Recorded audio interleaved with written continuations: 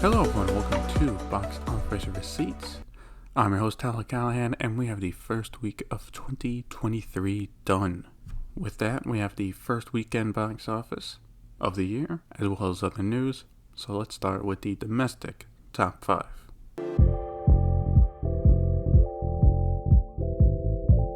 The numbers will be in a 4-day format to include Monday as well, since New Year's Eve took place over the weekend. Staying in first place is Avatar: The Way of Water with $82.4 million for a total of $440.5 million. In second place was Puss in Boots: The Last Wish with $21.7 million for a total of $66.1 million. Third place was Black Panther: Wakanda Forever with $6.5 million with a total now of $439.6 million. Fourth place was I Want to Dance with Somebody with $5.4 million for a total of $16 million. And in fifth place was Babylon with $3.6 million for a total of $11 million. So, both Avatar and Puss in Boots are legging out pretty well. At this rate, Avatar, $550 million domestic is a lock, and $600 million is now likely.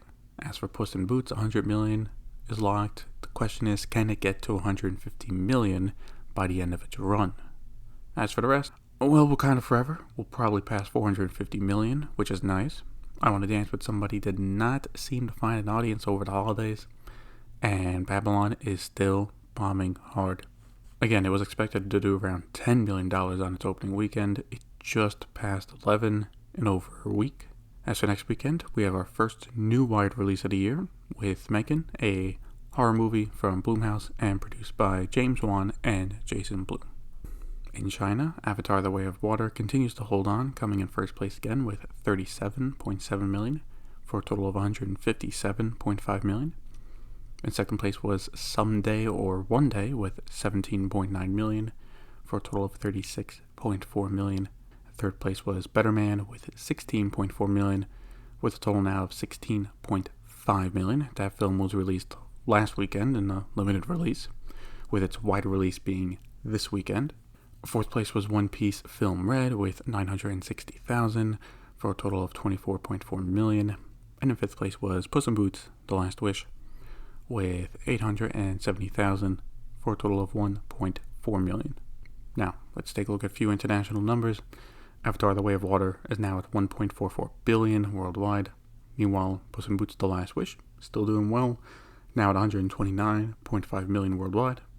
And Violent Night is still earning some cash, even as the holiday ends, with it now at $72.8 million worldwide. And with 2022 in the books, let's take a quick look at the global box office, which was $25.9 billion for the year, which is up 27% from 2021, where the global box office made $18.4 billion.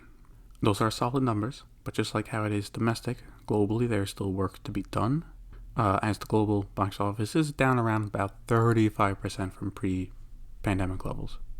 I think 2023 will help close the gap, but don't be surprised to see if 2023's global box office is still around 10-15% down from pre-pandemic levels. Taking a look at the news in Hollywood this week, let's start with the most shocking, and that is Jeremy Renner ended up in the hospital in critical condition. On New Year's Day, there was an accident at his home in Lake Tahoe where he was run over by his snowplow.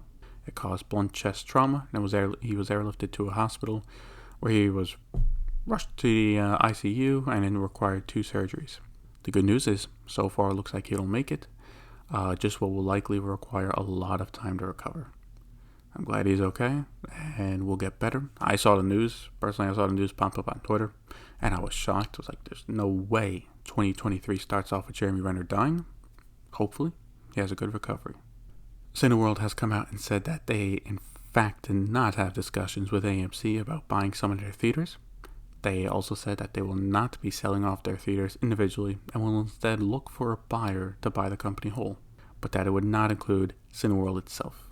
That part has me a bit confused, so it sounds like they're looking to sell Regal and any other brands they have to a buyer and basically regress just having Cineworld and run that. Like, if it's just Cineworld in the UK, that'd be it.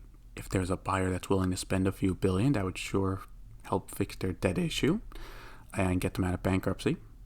I do find it weird, though, that they mentioned that they did not have talks with AMC because AMC reported that in a filing with the SEC, and I don't think they'd be stupid enough to submit a form filled with lies to the SEC. Kinda weird. Thanks to an exclusive from Deadline, it looks like Gladiator 2 might have found its lead actor. They are reporting that Ridley Scott and Paramount are close to closing a deal with Paul Mescal to lead the movie. As for what it'll be about, it'll focus on Lucius, the son of Lucia, in the first movie, with him now being grown up. So yes, this would be a direct continuation of the story and not a remake, which is a smart move. I have not watched anything with Mescal yet, so I'm not going to give an opinion on if he's a good pick or not. I will say, I've heard a lot of good things about Aftersun, and it's on my watch list. As for the Gladiator sequel, I'm cautiously optimistic that it'll be good. There's a new film in development at Warner Brothers thanks to another exclusive from Deadline. They are reporting that they are working on a remake of Them, a monster movie about ants from the 50s. Directing it will be Michael Giacchino, with this being his first directing theatrical debut, and he is also expected to score the movie as well. Right now they are in the process of getting a writer to write the screenplay, so it's still likely a few years out. I will say, Michael Giacchino is a solid director, and I think Werewolf by Night proved that. I think what will make him successful here is that while it's a movie and not a special, it's still dealing with monsters, so it's in the same kind of wheelhouse that he just worked with. It's not like he's going from a Marvel Studio special to directing a rom-com. So I'm curious how this turns out. For trailers, we technically got two. From Universal, we got the first trailer for Renfield, the movie about Dracula's assistant. It stars Nicholas Hoult as Renfield, Nicolas Cage as Dracula, and is directed by Chris McKay. I thought the trailer was pretty good and seems to play it up as an action comedy. It comes out April 14th. From Sony, we got not a trailer per se, but a first look at Gran Turismo at their CES press conference. Some of it is behind the scenes footage, but it actually doesn't look bad. It stars Orlando Bloom and David Harbour and comes out August 11th.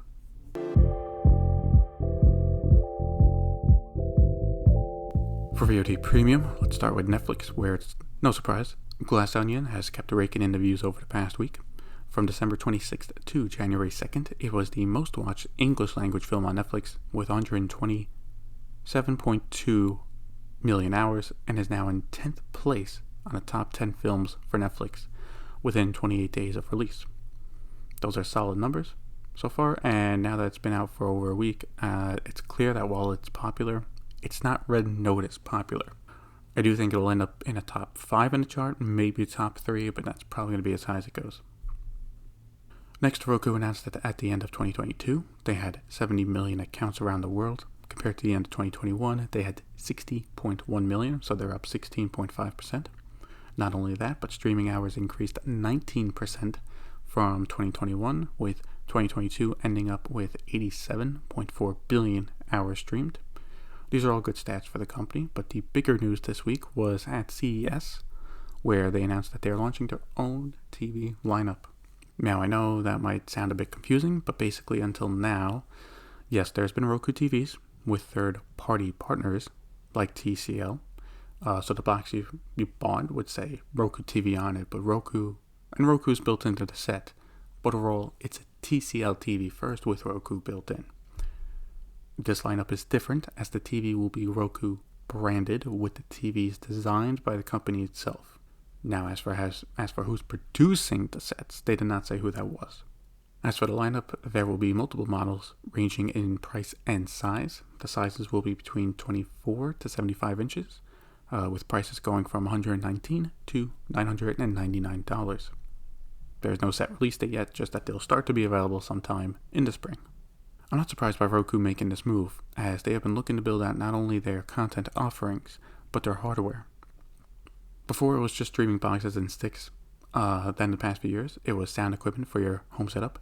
Well, logically, the next step is their own TV. This does have some potential benefits, as if the TVs are good, then they can build up a reputation as a great TV company. And if this gets new people to sign up and make a Roku account, then it's just more new customers. I do wonder if it will ever come out which company is actually manufacturing their TVs.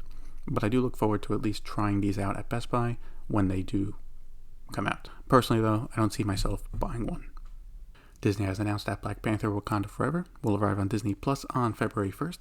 Compared to Doctor Strange and Thor Love and Thunder, this lasted in theaters exclusively longer than both of them, but I think that was partially because of the holidays and to try and get leftover cash from the box office before switching to streaming and physical media. And we got some trailers for new films coming out in January. From Peacock, we got a trailer for a horror film called Sick, which is being produced by Blumhouse and Miramax. Plot of the film is during the pandemic, two best friends decide to stay in quarantine at a family lake house, and it turns out they are not alone. So I don't think this is going to make a big splash when it comes out, but it does help Peacock build up their movie catalog. Remember, for big Universal films, they will swap back and forth from Peacock to Prime Video and back. With this being a Peacock film, it should just stay there. It comes out January 13th. And Netflix released a trailer for You People. This is a comedy about an interracial couple trying to navigate dealing with their families. It does feature some big names including Eddie Murphy, Jonah Hill, Julia Louis-Dreyfus, and Nia Long. The film comes out January 27th. And that's it for this episode of Box Office Receipts. First week of 2023 is in the books. As always, you can follow me on Twitter and on Facebook with links to them in the show notes. Thank you for listening. See you next time.